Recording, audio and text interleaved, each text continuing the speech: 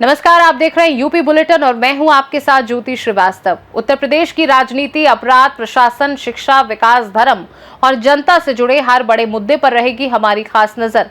लखनऊ से लेकर वाराणसी, प्रयागराज, कानपुर, गोरखपुर और नोएडा तक प्रदेश की हर बड़ी हलचल का सटीक अपडेट पहुंचाएंगे हम आप तक। तो चलिए शुरुआत करते हैं आज की पहली बड़ी खबर से।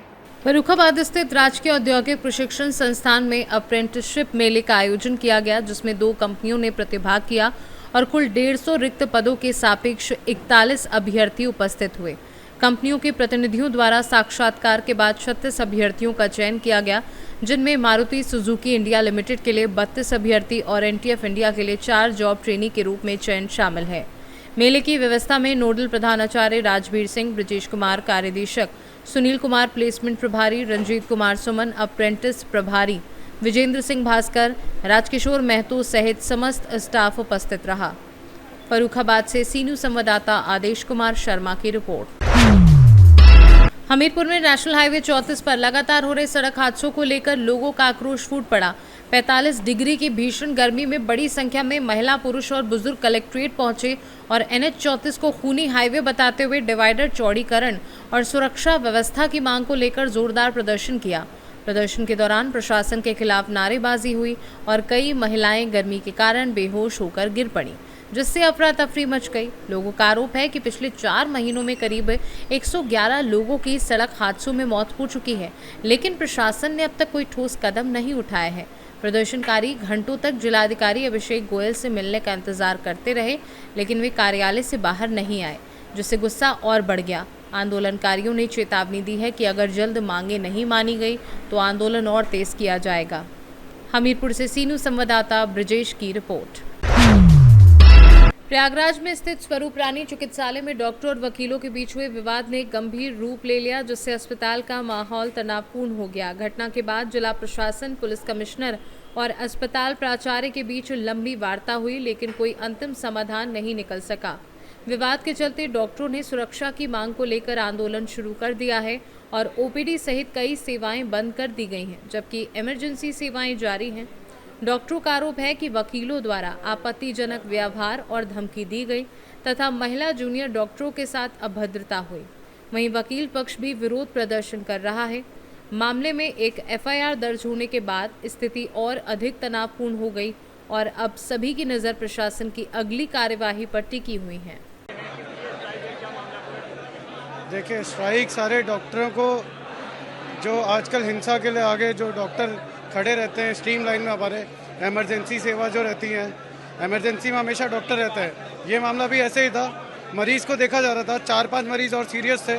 उस टाइम पर कुछ महिला जो आई थी, पेशेंट थी, उनको भी ट्रीट करा जाता, लेकिन साथ में 10 से 12 लोग अंदर घुसे हैं, जिनको बाहर निकालने के लिए बोला गया है। गार्ड भी खड़े थे, लेकिन कहने के बावजूद बाहर नहीं जा रहे थे। इस मामले पे आगे कुछ बहस हुई है, लेकिन उसके बाद एकदम से सब वो तोड़फोड़ करने लगे, सारी चीज़ें करने लगे, जिसमें हमारी महिला डॉक्टर, जूनियर डॉक्टर्स हैं महिला, वो घायल हुई है ना, उनकी चेन खींची गई।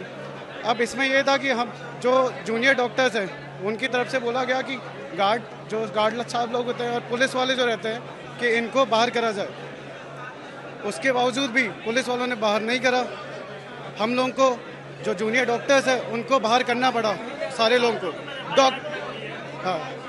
तो डॉक्टर्स को बाहर करना पड़ा। जो काम पुलिस का है वो डॉक्टर को करना पड़ा। अब ऐसी स्थिति में हाथापाई की स्थिति बनती है। अब ये देखिए, इनके साथ में आप ऊपर जाएंगे, हर मरीज के साथ 4-4, 5-5 लोग हैं। इससे मरीज को इन्फेक्शन होने के चांस, ये सारी चीज़ें हम मरीजों के लिए ही बोलते हैं। ये सारी चीज़ें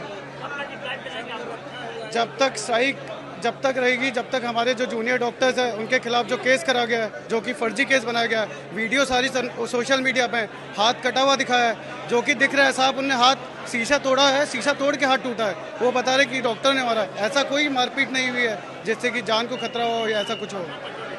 मैं डॉक्टर यतीश हूँ, सीनियर रेजिडेंट हूँ।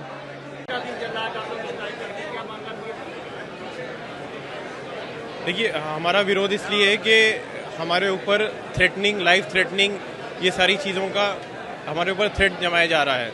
हम अपनी सेफ्टी नहीं फील कर रहे हैं। हमने आज भी इमरजेंसी ऐसी कोई सेवा हमने ऑफिशियली कोई बंद नहीं कर रखा है, सिर्फ हम यहाँ पे इकट्ठा हुए हैं सिर्फ अपना विरोध व्यक्त करने के लिए।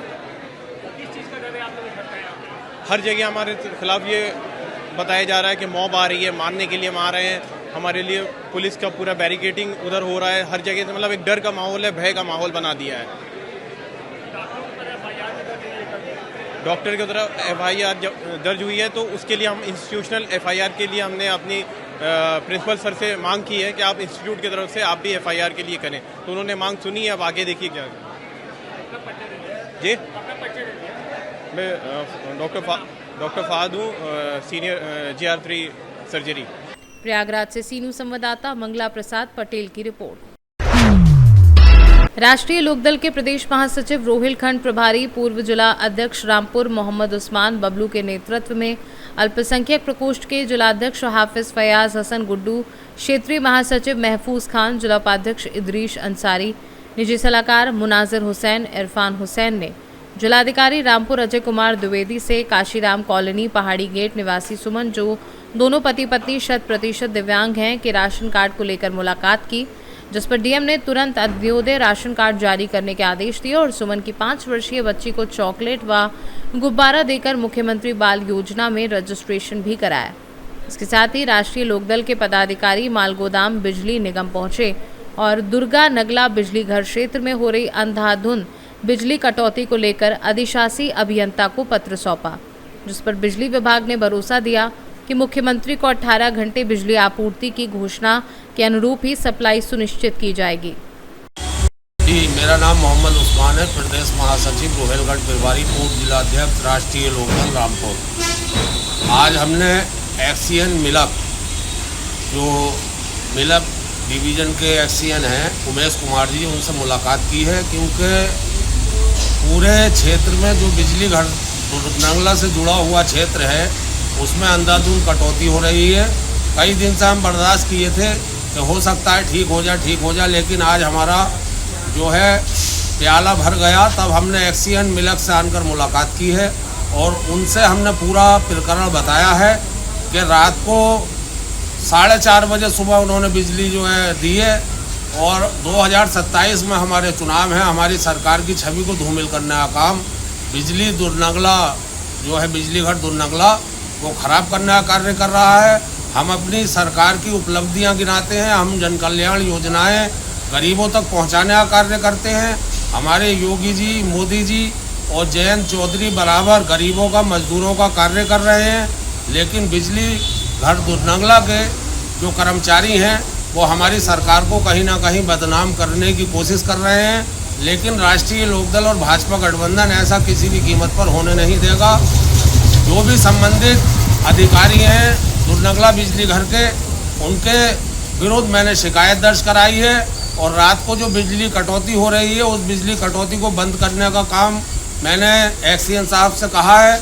एक्सीएन साहब ने मुझे कहा है कि मैं कल दुर्नगला बिजली घर विजिट के लिए गया था और मैं हर बिजली घर पर विजिट करूंगा और जो भी जनता की समस्या है उस जनता की समस्या का समाधान करने का काम करूंगा। तो मुझे कहीं ना कहीं उम्मीद है उमेश कुमार जी से, जो हमारे एक्सीएन साहब हैं, कि जनता को राहत मिलेगी और बिजली कटौती बंद होगी। रामपुर से सीनू संवाददाता मोहम्मद तालिब की रिपोर्ट। बंडा ब्लॉक की ग्राम पंचायत खखरा बुजुर्ग में अमृत सरोवर तालाब में मनरेगा कार्य फर्जी दस्तावेजों में चल रहा है। अमृत सरोवर तालाब में एक तसला भी मिट्टी नहीं पड़ी है और पानी के साथ तरस रहे तालाब। यहां 14 मई से 21 मई तक 135 लेबर की दिहाड़ी चढ़ चुकी है, लेकिन अमृत सरोवर तालाब में मनरेगा के तहत एक तसला भी मिट्टी नहीं पड़ी और कागजों में रोजगार सेवक बेवन खां लगातार मजदूरों की दिहाड़ी चढ़ा रहे हैं। रोजगार सेवक घर बैठे बैठे ही मजदूरों की दिहाड़ी चढ़ाने में मस्त हैं, लेकिन ज़मीनी हकीकत में काम करने में बहुत ही सुस्त हैं। बिना काम कराए ही मनरेगा के तहत लाखों रुपए हड़पने का काम करते रहते हैं। बंडा ब्लॉक के सभी अधिकारियों की मिलीभगत से फर्जीवाड़ा हो रहा है। शाहजहांपुर से सीनू संवाददाता रवि कुमार की रिपोर्ट। फिलहाल उत्तर प्रदेश की खबरों में इतना ही। प्रदेश की हर बड़ी अपडेट और हर मुद्दे पर हमारी नजर लगातार बनी रहेगी। आप देखते रहिए सी न्यूज़ भारत।